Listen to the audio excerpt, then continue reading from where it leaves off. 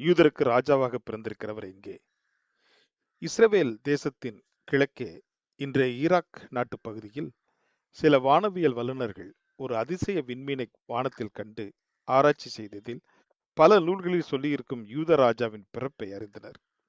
உடனே பொன், வெள்ளைப்போளம், தூபவர்க்கம் ஆகியவற்றை எடுத்துக்கொண்டு புறப்பட்டு விட்டனர் தானியேல் தீர்க்கரின் மேசியாவை காண. பொன் ராஜாதி ராஜாவுக்கு இயேசு மகாராஜாவுக்கு கொடுக்கும் பரிசு. தூபவர்க்கம் என்பது நறுமணம் கமழும் நம்மூர் சாம்பிராணி. ஆகவே வந்திருந்தவர்களில் ஒருவர் இந்தியாவைச் சேர்ந்தவர் என்றும் கூறப்படுவதுண்டு. ஆசாரியர் தூபவர்க்கத்தை தேவ சந்நிதியில் அசைவாட்டி ஆராதனை செய்வர். இந்த தூபவர்க்கம் நமக்காய் தேவ சமூகத்தில் பரிந்து பேசும் பிரதான ஆசிரியரான இயேசுவை குறிக்கும்.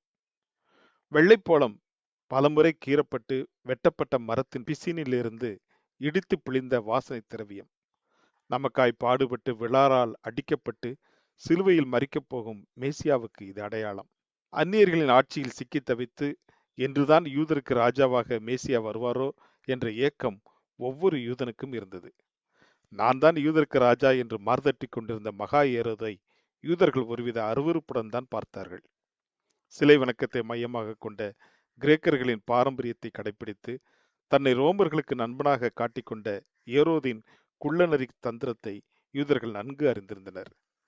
நட்சத்திரம் காட்டிய வழியில் வந்த ஞானிகள் வழிமாறி யூதருக்கு ராஜா நானேதான் என்று தம்பட்டம் அடித்துக் கொண்டிருந்த மகா ஏரோதின் அரண்மனை கதவை தட்டி கொண்டிருந்தது பெத்லகேமின் பச்சிலம் பாலகர்களின் மரணத்துக்கு சாவுமணி போல ஆகிவிட்டது.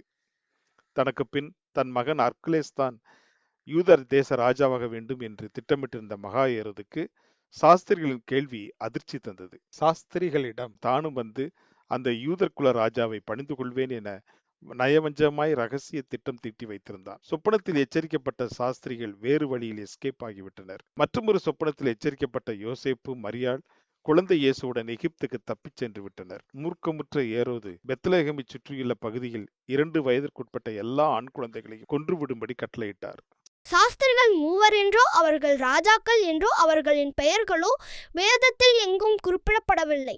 இதெல்லாம் மேலை நாட்டவரின் இடைக்கால பாரம்பரியங்கள்.